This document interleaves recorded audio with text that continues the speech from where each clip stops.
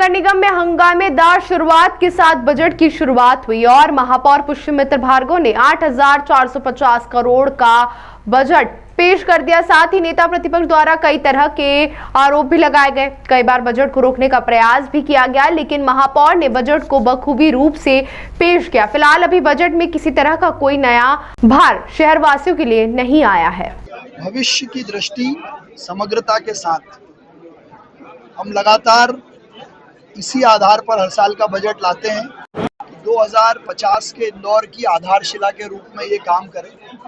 देश के यशस्वी प्रधानमंत्री नरेंद्र मोदी जी के विकसित भारत का संकल्प हो या मध्य प्रदेश के मुख्यमंत्री डॉक्टर मोहन यादव जी का अभ्युदय मध्य प्रदेश, स्वर्णिम मध्य प्रदेश का सपना हो, उस सपने को पूरा करने के लिए इंदौर रोल मॉडल की तरह उभरे, इस दृष्टि से इस बार वर्ष 26-27 का बजट हमने पेश किया है, जिसमें इंदौर के लिए 2050 तक के पानी की व्यवस्था, भविष्य की दृष्टि से सीवर मैनेजमेंट के लिए एसटीपी का निर्माण, कॉलोनी के भीतरों सड़क के विषयों पर, डिजिटल इंदौर की दृष्टि से हर घर का अपना डिजिटल पता का संकल्प हमारा पूरा हो।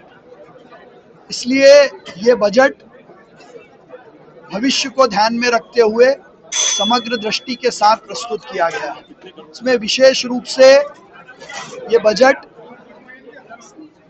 8,450 करोड़ रुपए का हमने प्रस्तुत किया है और आय के संसाधन भी बढ़ाने की दृष्टि से, रेवेन्यू जनरेशन की दृष्टि से नई गेंट्रीज लगाना हो, पुराने मार्केट को तोड़कर नए बनाना हो और राजस्व की वसूली 100% हो, उसके लिए प्रावधान करने का काम किया है। विशेष रूप से भागीरथपुरा की घटना हम सब के लिए बहुत दुर्भाग्यपूर्ण है, दुखद भी है। इसलिए भागीरथपुरा अपने नए स्वरूप में आए, इसलिए वहाँ 100% नई ड्रेनेज की लाइन, पानी की लाइन का काम युद्ध गति से चल ही रहा है, उसको और मजबूती प्रदान करने के भी प्रावधान हैं। साथ ही जिन परिवारों में हमारे नागरिक दिवंगत हुए हैं, उन परिवारों के प्राथमिक सदस्यों को पात्रता के अनुरूप आउटसोर्स से नौकरी देने का प्रावधान भी किया। जिस तरीके से 2026-27 का नगर का बजट महापौर जी ने पेश किया, वो मुझे लगता है कि अभी तक का सबसे खोखला और निराशाजनक बजट है।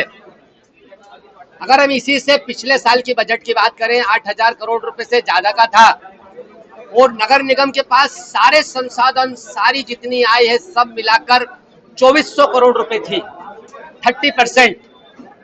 जब नगर निगम को, महापौर जी को पता है कि आपके पास मात्र 30% वित्तीय स्थिति है, तो ये 8,500 करोड़ का बजट कैसे एग्जीक्यूट होगा, कैसे योजनाओं का क्रियान्वयन होगा और किस तरह से नगर निगम इंदौर सस्टेन करेगी।